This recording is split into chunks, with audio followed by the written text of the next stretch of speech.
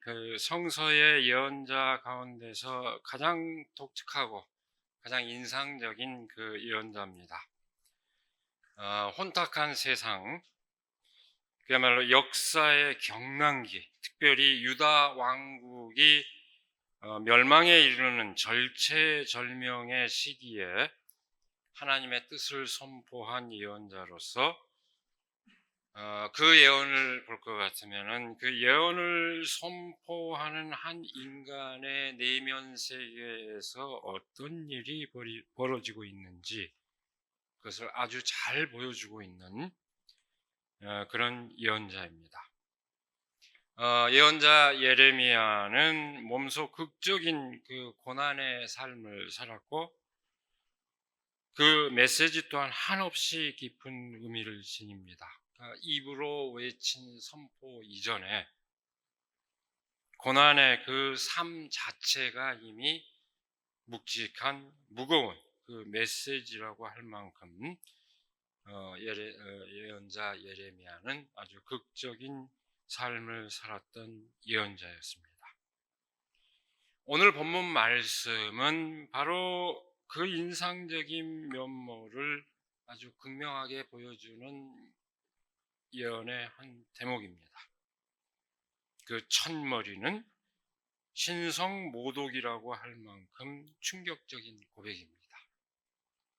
주님께서 나를 속이셨으므로 내가 주님께 속았습니다. 주님께서는 나보다 더 강하셔서 나를 이기셨으므로 내가 조롱거리가 되니 사람들이 날마다 나를 조롱합니다. 이 본문 말씀을 원문 뉘앙스 그대로 옮기면 이렇게 됩니다. 야야 하나님, 당신은 나를 깨웠고 나는 그 깨임에 넘어갔습니다. 이렇게 집약되는 말씀입니다. 속였다. 우리말 성서 번역본은 아주 문장을 매끄럽게 번역을 해놨습니다. 여기서 속였다는 표현은 깨웠다는 그 원문의 아주 부정적인 의미를 알기 쉽게 번역한 것입니다. 그 다음에 또 주목해야 될 게 있습니다. 모든 우리말 성서가 그 하나님 또는 예수님을 이라는 그 호칭에 거기에 이어지는 그 문장의 주어를 주님으로 옮기고 있지만 이 대목만큼은 주님이 아니라 당신이라고 새기는 것이 더 적절한 표현으로 되어 있습니다. 여러분, 우리가 많은 문서 오늘도 우리 예배 중에 불렀습니다만 하나님을이나 예수님을 당신이라고 호칭하고 있고 그게 어느덧 익숙해져 버렸습니다만 우리말 성서는 어디서도 그렇게 번역하지 않습니다. 그게 부적절하기 때문입니다. 제가 이거 국어학자 그 앞에서 공자님 앞에서 문자 쓰는 것 같습니다만 대등한 관계에서 부르는 그런 표현으로 성경은 번역하지 않습니다. 다 대신에 그대로 반복하거나 주님이라고 이렇게 바꿔서 번역을 하고 있습니다. 우리가 유의해야 할 대목입니다. 그런데 이 본문에서만큼은 당신이라고 번역해야만 더 어울리는 그런 대목입니다. 그런 뉘앙스를 갖고 있습니다. 어쨌든 줄여 말하면은 통상적인 의미에서 인간이 하나님의 종이 하나님을 향해 말하는 것과는 전혀 어울리지 않는 방식으로 지금 예레미야가 하나님을 향해 외치고 있습니다. 당신한테 속아서 나는 망했다. 그 얘기입니다. 딱 한마디로 요약하면 그런 얘기입니다. 지금 사람들에게 그래서 조롱거리가 되고 있다고 외칩니다. 통상적인 신앙의 관념으로 보자면 신성모독에 가깝습니다. 하나님의 말씀을 전하는 예언자가 어째서 그렇게 심한 말을 하나님께 지금 내뱉고 있을까요? 이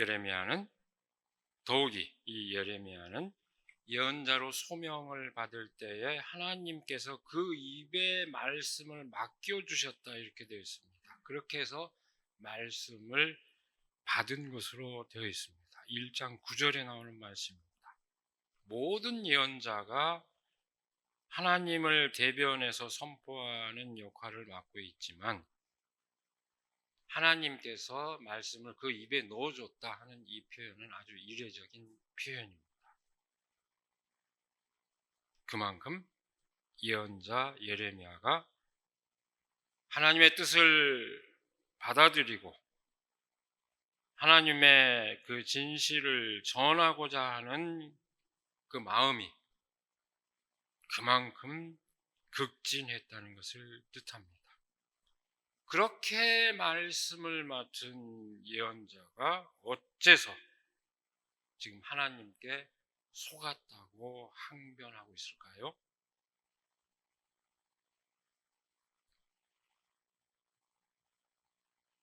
내가 입을 열어 말을 할 때마다 폭력을 고발하고 파멸을 외치니 주님의 말씀 때문에 나는 날마다 치욕과 모욕거리가 됩니다. 7절 말씀입니다. 예레미야가 반복해서 파멸의 위기를 선포하고 힘없는 자들에게 자행되는 범죄 행위를 고발했기 때문입니다. 어떤 범죄 행위를 고발했고 왜 이 사회가 망할 것이다 라고 그 파멸의 위기를 반복해서 선포했을까요? 그 이유는 아주 분명합니다. 6장의 말씀을 보면 이렇게 되어 있습니다. 예루살렘은 심판을 받아야 할 도성이다. 그 도성 안에서는 탄압이 자행되고 있다. 샘이 물을 솟구쳐 내듯이 그 도성은 죄악을 솟구쳐 내고 있다. 그 도성에서 들리는 것은 폭행과 파괴의 소리뿐이다. 나의 눈앞에 언제나 보이는 것은 병들고 상처 입은 사람들 뿐이다. 예루살렘아, 이 고난을 경고로 받아들여라. 그렇지 않으면 나의 마음이 너에게서 떠나갈 것이다. 그래도 받아들이지 않으면 내가 너를 황무지로 만들고 아무도 살 수 없는 땅이 되게 하겠다. 이렇게 분명하게 6장 6절에서 8절 말씀은 선포하고 있습니다. 예레미야가 고발한 내용이 이런 내용입니다. 권력자들의 폭력으로 병들고 상처 입은 사람들이 즐비한 그 사회 실상에 대한 고발입니다. 그리고 바로 그런 사회에 대한 경고입니다. 사람들, 특별히 연약한 이들의 고통에 아랑곳하지 않는 사회의 질서와 통념,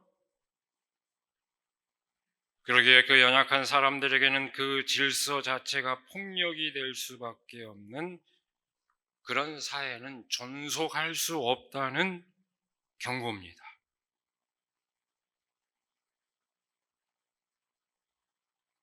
권력자가 함께 지켜야 할 그 사회적 약속으로서 법을 어기며 사람들에게 총구를 들이내는 그 직접적인 폭력을 행사한다면 더더욱 말할 것 없습니다. 여러분, 그 마땅한 말씀이 어째서 조롱거리가 될까요?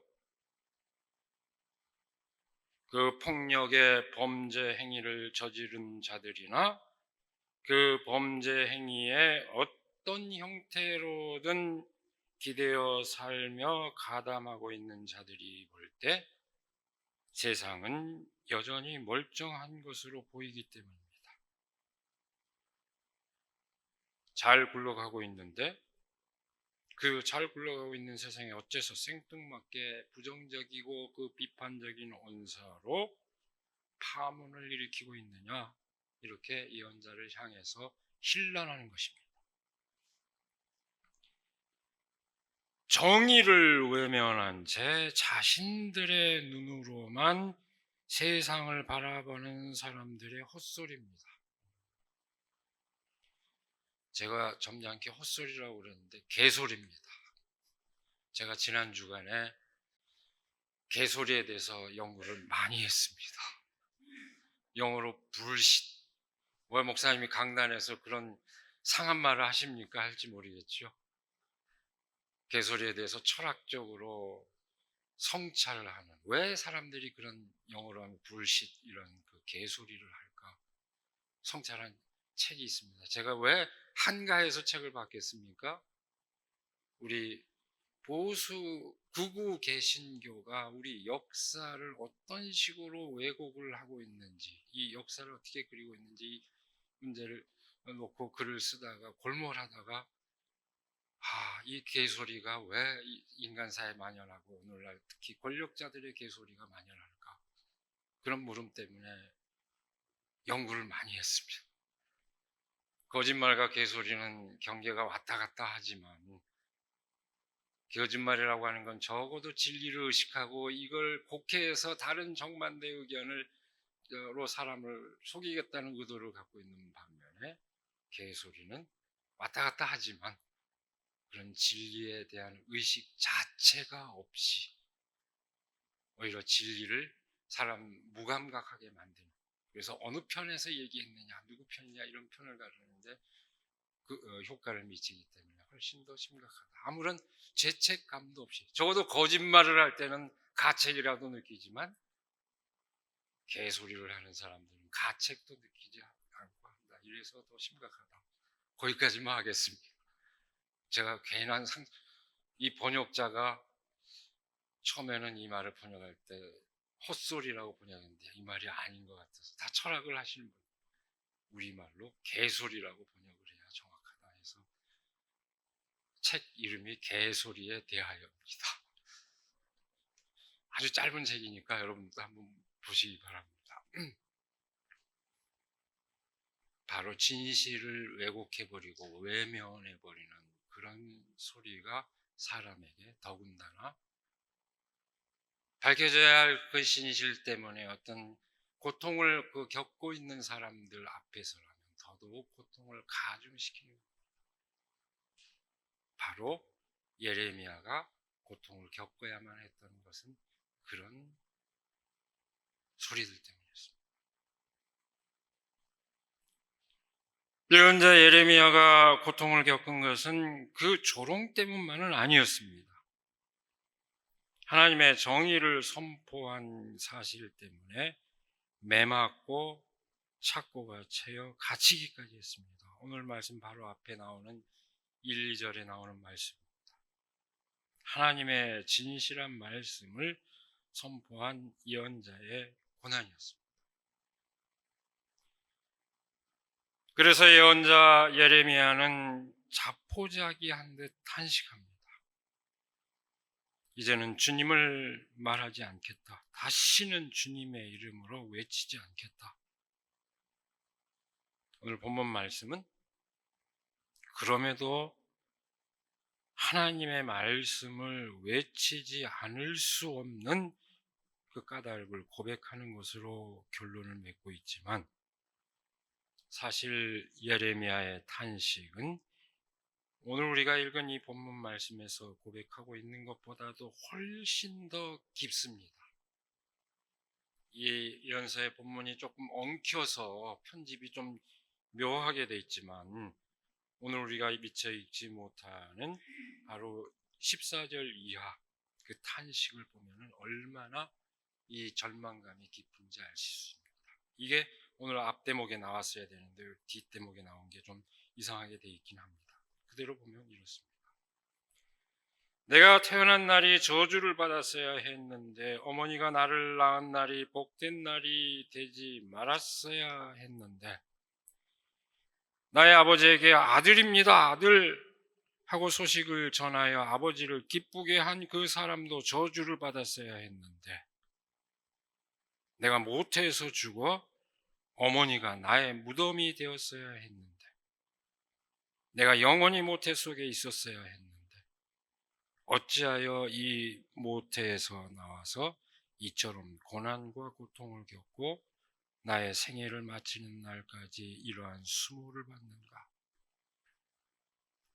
여러분 염두해 보십시오. 저는 신학교에 가서 처음 1학년 때 구약성서를 쭉 통독하는 그 과목에서 이 예언서를 보면서 충격을 받았습니다. 성경에 이런 얘기가 있어서 충격을 받았던 그런 놀라운 구절입니다.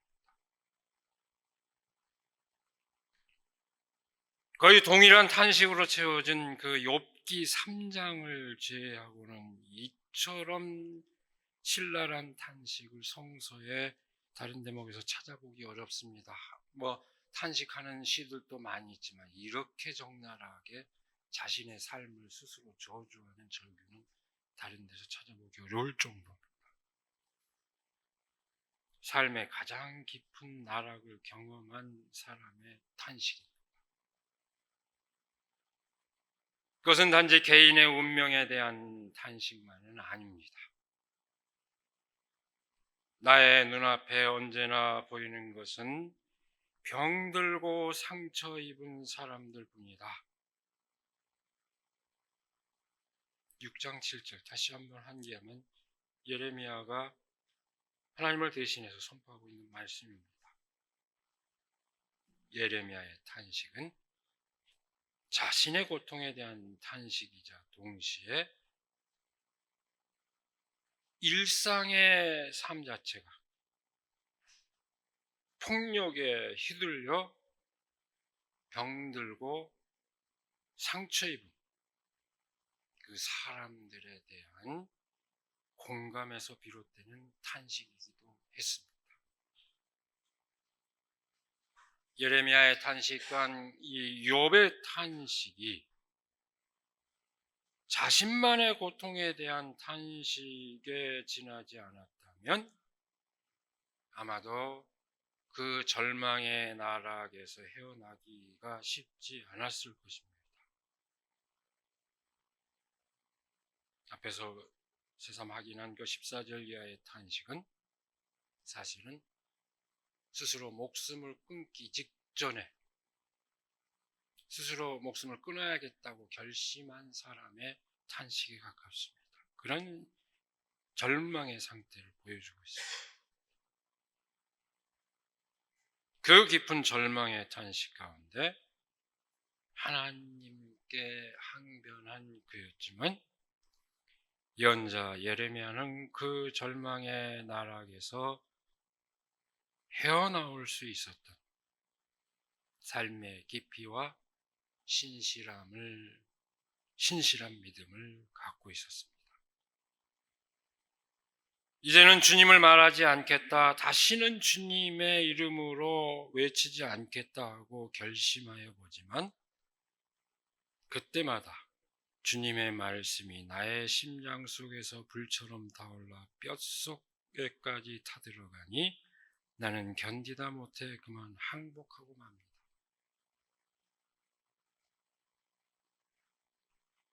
여전히 사람들은 그를 조롱합니다. 그리고 그가 넘어지기만을 기다립니다. 그러나 예레미야는 그 조롱을 이겨내고 넘어지기를 바라는 사람들의 기대를 무색하게 만듭니다.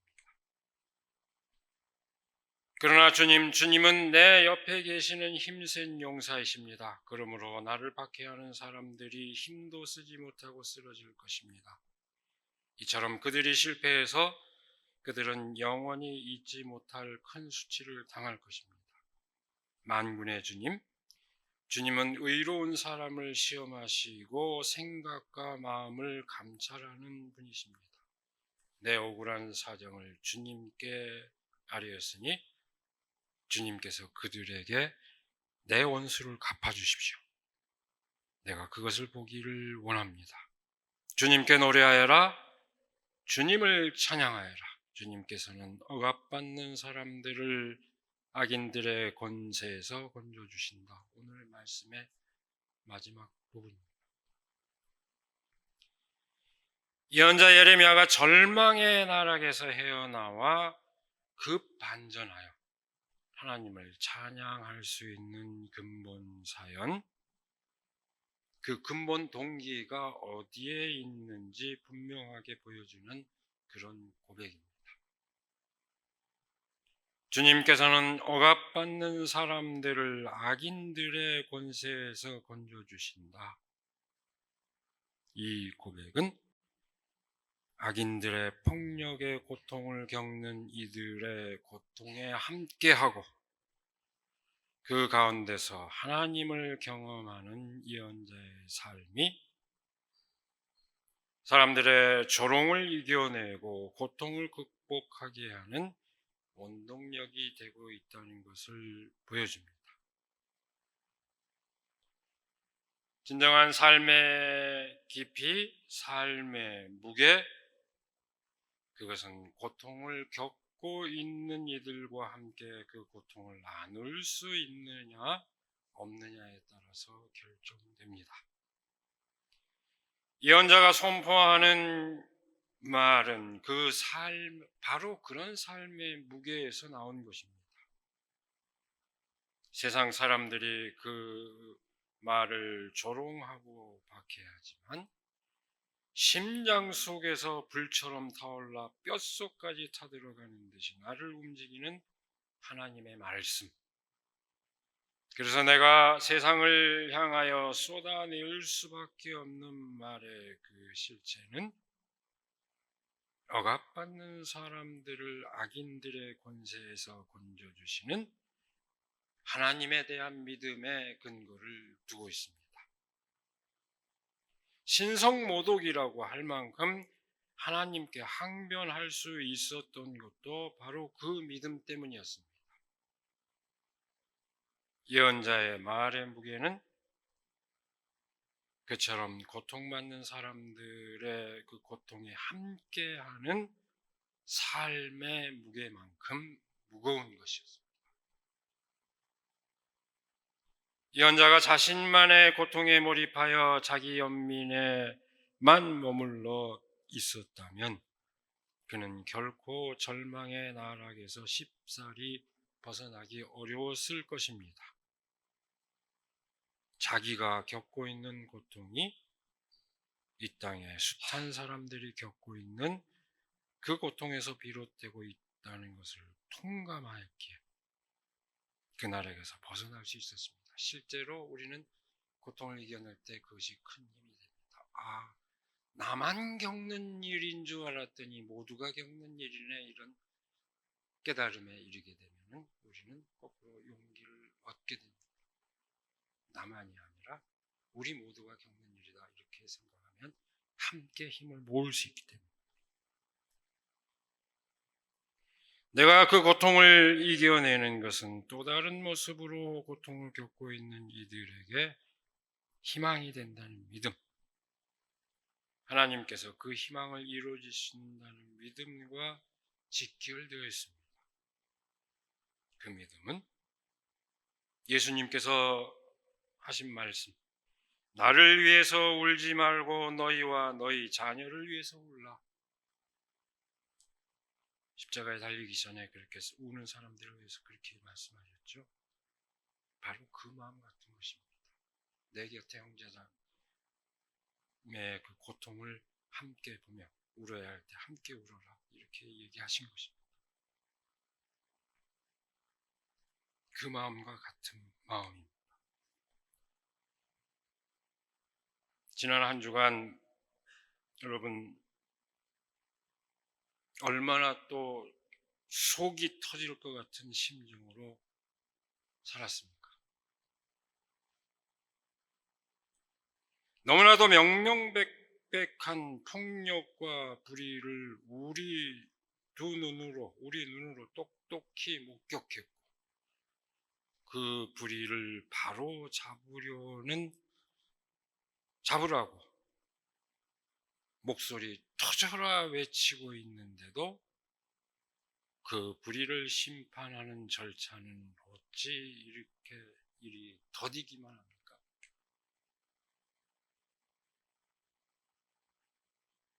그 와중에 중소기업을 운영하는 분들, 자영업자, 서민들이 아우성치고 있습니다. 교우 가운데 한 분도 그렇게 했습니다. 이렇게 어려울 때가, 힘들 때가 없었습니다.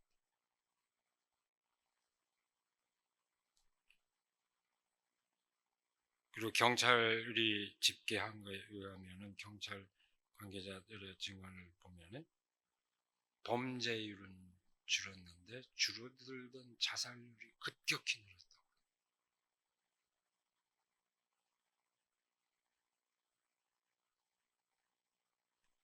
3,000개에 이르는 관과 시신 운반용 포대기를 준비해야 할 만큼 처참한 일을 계획해 놓고도 아무 일 없었다는 듯이 뻔뻔한 헛소리, 개소리를 해대는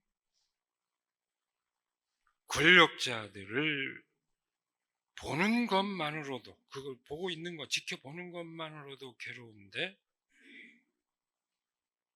그 참담한 불의를 심판해야 하는 절차마저 더디기 그지없어서 우리는 지금 다 속이 터질 지경입니다. 모두가 물화병이 들었습니다.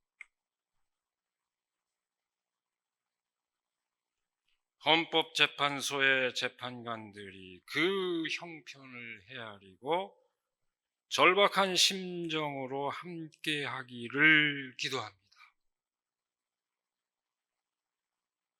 그래서 이미 그렇게 상처난 마음을 치유하고 이 나라를 다시 평화롭게 회복하기 위해서 신중에 신중을 더하는 과정이기를, 제발 그러기를 기도합니다.